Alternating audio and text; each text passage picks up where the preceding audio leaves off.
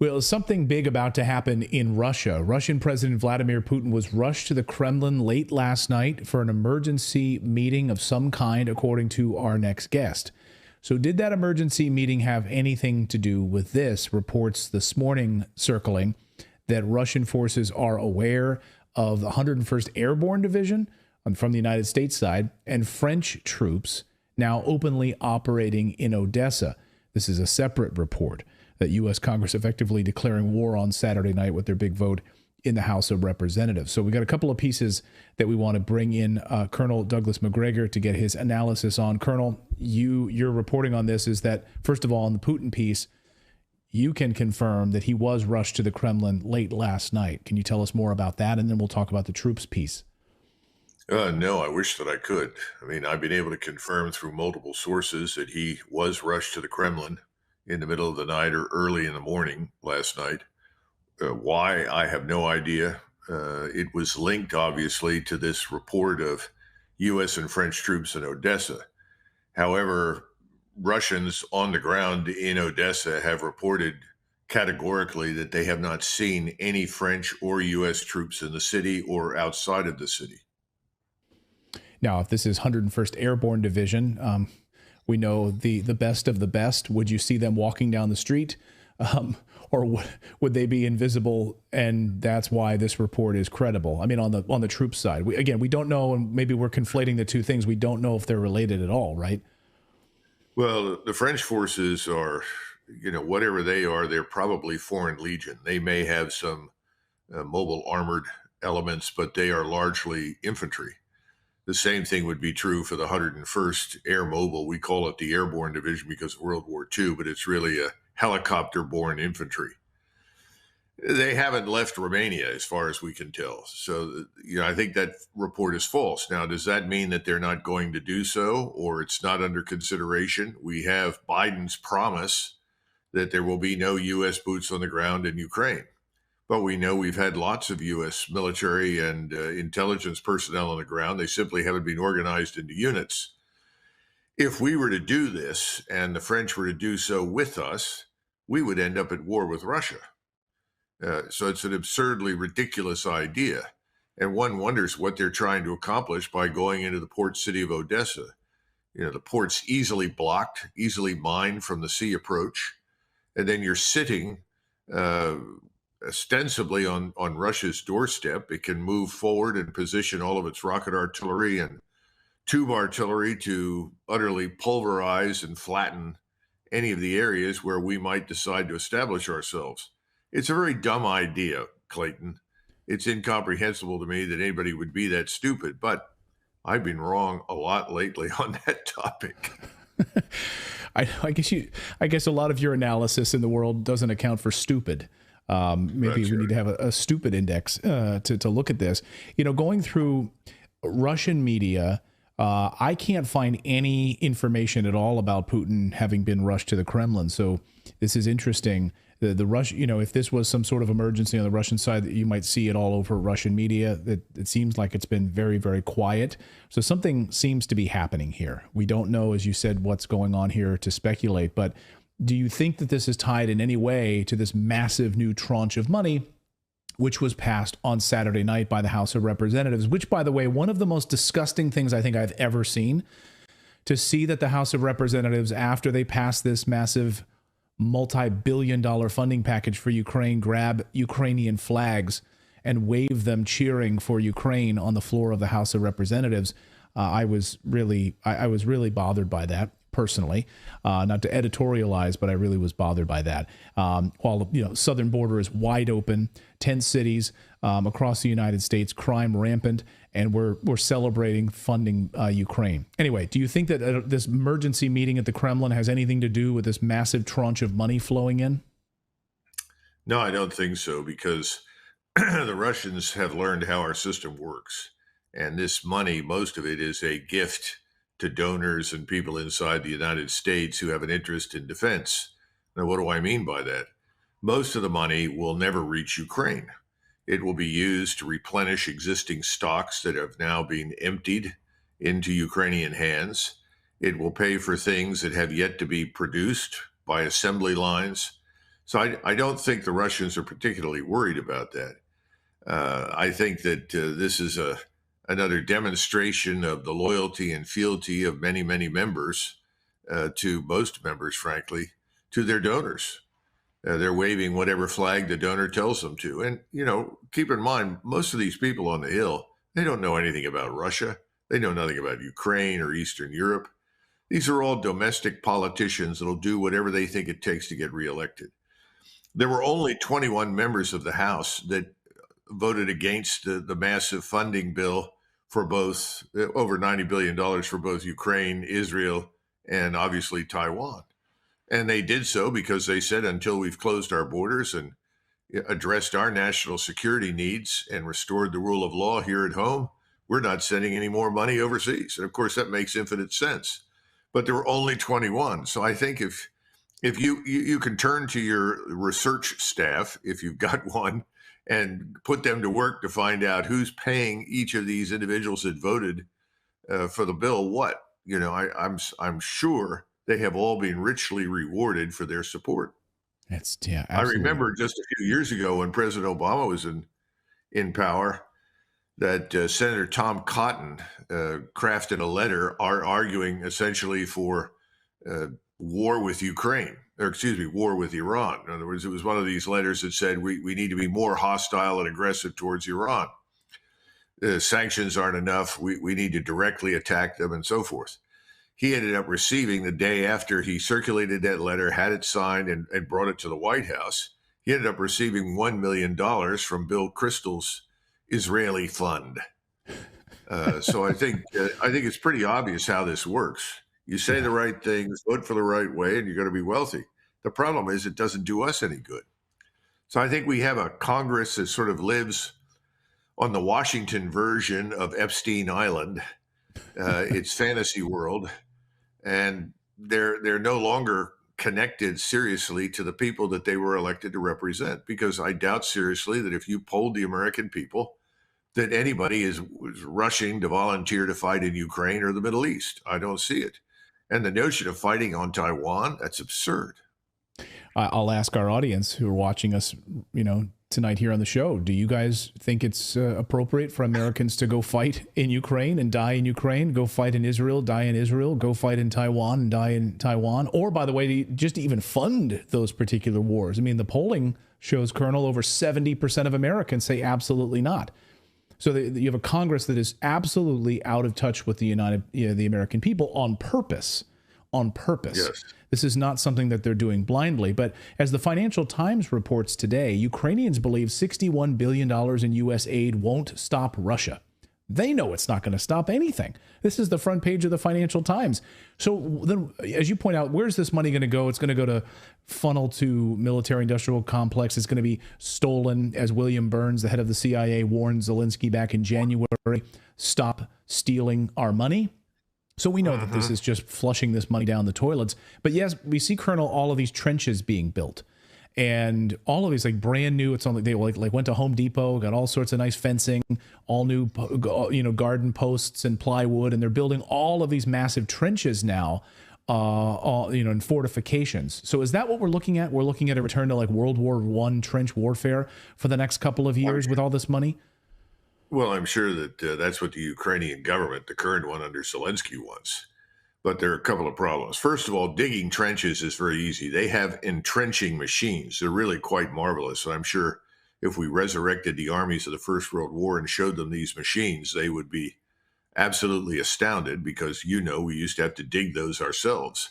So these machines are able to cross fields in the space of 30 minutes and dig trenches that will accommodate whatever equipment you want to put in them or whatever soldiers you want to put in them. They can rapidly be reinforced by pouring concrete. So this is easy to do. The problem is, who are the Ukrainian soldiers that will fill these trenches? Or is there an expectation that NATO troops will come and fill these trenches?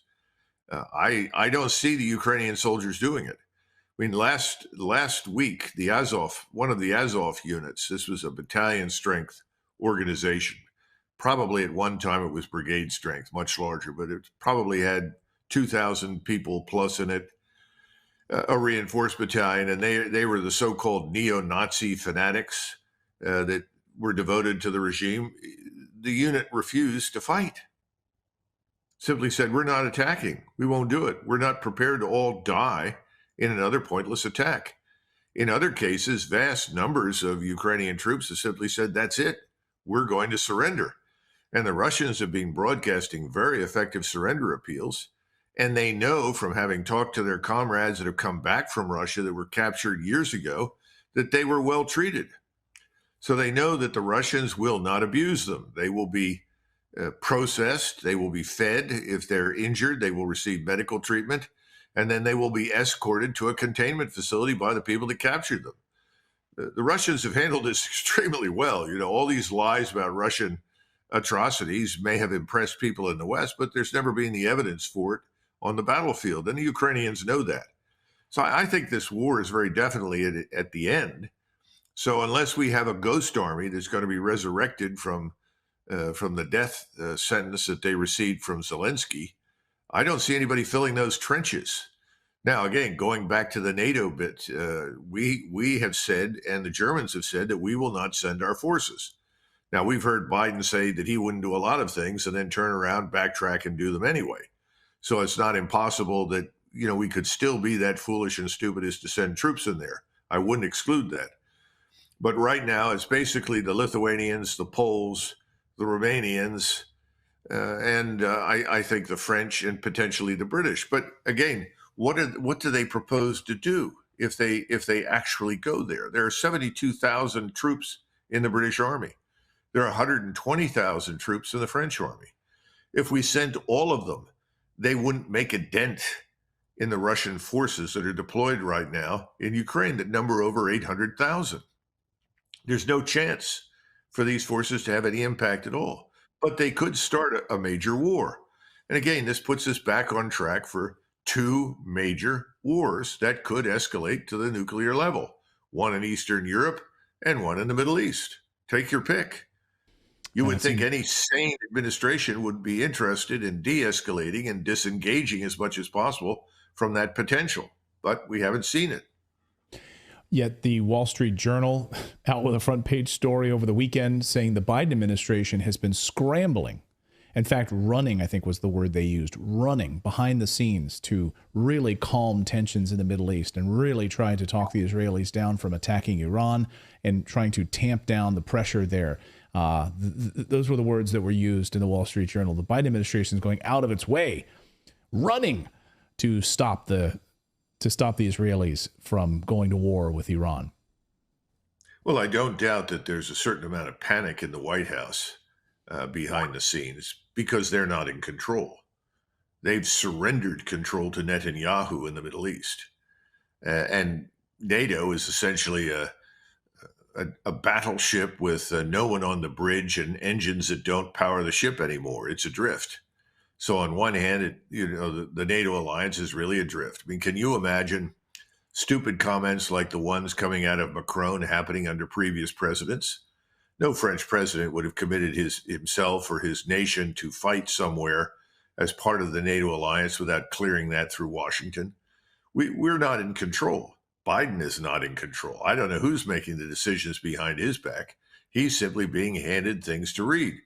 But the point is, in the Middle East, Mr. Netanyahu remains in control, and he's got a real problem. You know, Gaza is a catastrophe. It's failed miserably. They have not won in Gaza. We know that. He wants to go back in and finish up in Rafah. How many men, women, and children that have nothing to do with Hamas will die in that enterprise? It's anybody's guess. And Iran, I think, has demonstrated that if it's attacked by Israel, it has the capacity with pinpoint accuracy to eliminate most of what Israel considers important to its strategic power. So Mr. Netanyahu is in a difficult position. We can't help him. All we can do is tell him to back down. He can't back down. Netanyahu has to escalate or he's finished. So I don't think we've seen the last of the Israeli-Iranian confrontation. I don't think we've seen the last of Rafah. I don't think we've even seen the beginnings of what could happen in the region, because if anything, we're seeing more and more and more solidarity across national lines inside the Muslim world. The Turks, thanks to the last election, signaled their complete disgust with Mr. Erdogan's failure to engage seriously against Israel on behalf of the Palestinians. I think that Mr. Sisi, or General Sisi, is worried about his future. And I know that King Abdullah right now is on very shaky ground because he was foolish enough to cast his lot with us and help to defend Israeli airspace. Incomprehensible to millions of his own subjects who are watching their brothers on the other side be murdered. So the world has turned against Israel. We are increasingly isolated, but we have very little control. We are now, unfortunately, like the man that borrowed very heavily from the bank and at some point borrows so much that he owns the bank. Mr. Netanyahu owns us. What do we do? It's a great question. I mean, I'll get you out of here on this, Colonel. When you look at what the United States is about to do as we head into this election year, it seems like there's a uniparty, of course, that you've been talking about. We've been covering on this show. They're in solidarity in the United States Congress, and they're passing billions of dollars in packages. They're not securing the southern border. You have a Speaker of the House, a Republican, it seems by name, who has repeatedly said border, border, border, and then completely abandoned the U.S. southern border. So it seems like they are in solidarity with this movement and the support of Netanyahu and in Ukraine. What do you think that Putin is going to do here in the next? You talked about shoring up the ground once the ground becomes solid, lack of snow, rain. What do you think is going to happen in these next few weeks in Ukraine? I think that the Russian forces will advance at numerous points along the line up to the Dnieper River. They will make a decision then where they want to cross, but I still am firmly convinced that after Kharkov falls into Russian hands, which is going to happen very soon, I think, they will then cross the river and turn south and take Odessa. And there is nothing the Ukrainians can do to stop them. They simply don't have the forces. And they have numerous opportunities to cross that river whenever they like. They've left most of the bridges intact. This was always their plan because they wanted to get to Odessa. Odessa is historically a Russian city. So we'll see. A Russian this morning contacted me through another friend and said that he sees no French or American troops in Odessa. I sincerely hope that that condition does not change. If it does, then I think the Russians will accelerate all of their movements and we will find ourselves at war with Russia unnecessarily. For what particular purpose? And again, no one expresses any interest in what's happened to the Ukrainian people. Ukrainians are exhausted. They're tired of this war. They've lost, now we think, 600,000 dead and another million or two wounded. Millions have left. The country is destroyed. It desperately needs peace. We should be thinking of that at this point, not of somehow or another, quote unquote, getting back at Mr. Putin, who's won. Remember, we can't let him win. Right. We've never had any option other than to accept his victory because, again, as we said from the very beginning, Ukraine had no more chance against Russia than Mexico would have against us in the United States. And right now, Odessa is analogous to Tijuana, just over the border from the United States. And you would think that the Russians would concentrate 20 or 30,000 troops there in a bid to threaten us? Of course not. It's absurd. It's nonsensical. We are being foolish and stupid on stilts. I said I was going to get you out of here a second ago, but I have one more question as it relates to Donald Trump. Of course, you used to work for President Trump, and I was just kind of stunned over the weekend. I thought that, you mentioned 21 Republicans voted against this spending bill to Ukraine, massive amounts of money, and 21 Republicans said, no, we need to shore up our southern border. We can't do this.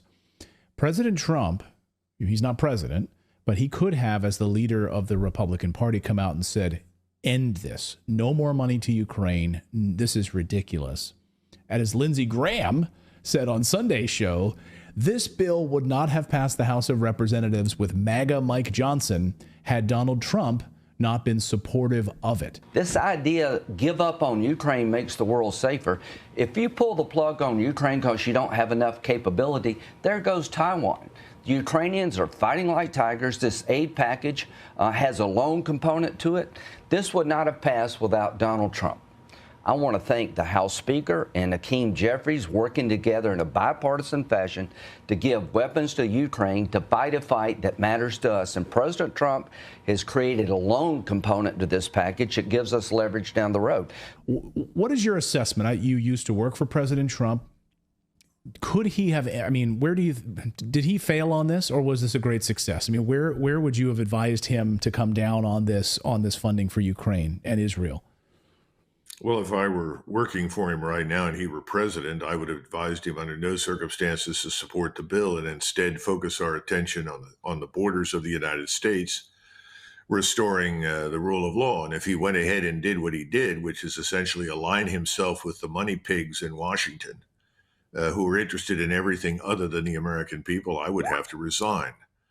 But I think Mr. Trump wants desperately to be president. And I think he sees becoming president as a vindication, since he truly believes that he won the last election. And to be quite frank with you, I tend to agree with him. That was not a fair and free election by any stretch of the imagination. And we're not about to have one anytime soon, because all of the same problems that existed back in 2020 still persist today. But I think he wants to be president. And so he is turning to everyone and anyone who has money willing to support him and will promise to do so, whatever they're asking. This is outrageous. I think it's terrible. I think he's made a bad mistake. And I agree with you. He should have stood with the 21 members, because quite frankly, most of America stands with those 21 members. Now, there were 37 members on the Democrat side who refused to support Israel and the money for Israel. That's another issue. And of course, it's toxic for all of the candidates. None of them want to be in the corner with the party that says Israel should stop killing people in Gaza. Anyone who suggests that is immediately branded as an enemy of Israel. Right.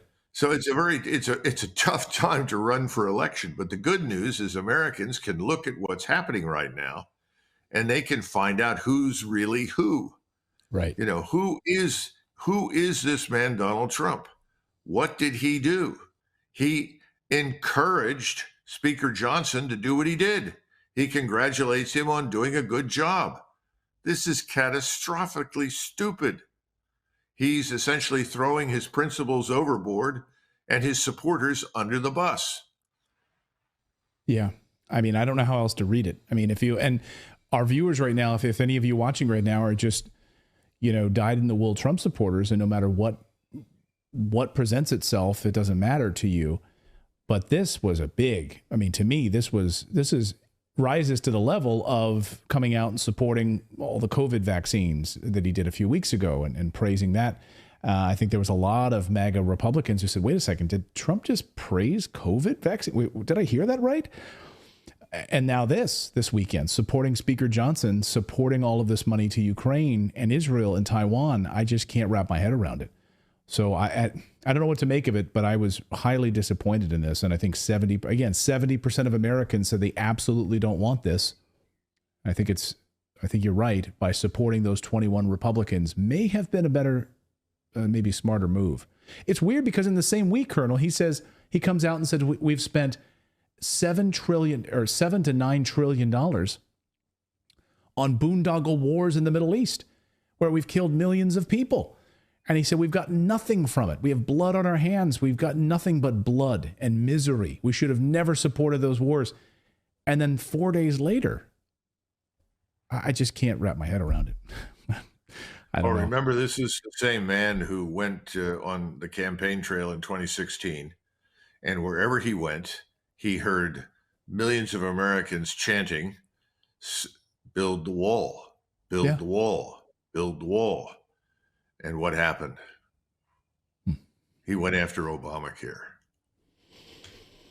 So we have to be realistic about this whole business. He's let a lot of people down, I think. I think it will come back to haunt him. We'll have to see. Well, to hear you say, if you were working for him still in the Pentagon, that you would have submitted your resignation, those are very strong words. Colonel, great to see you as always. We'll be watching this very closely as this develops, but welcome to your election 2024. Colonel, thanks so much as always. Thanks, Colonel. Same to you, Clayton. Bye-bye. I really hoped you enjoyed watching this video. You know, YouTube thinks that you'll actually like this next video right here. It's personalized based on your own viewing habits. So if you watch the video, please leave a comment. Let us know what you think about it, and we will see you next time, everyone.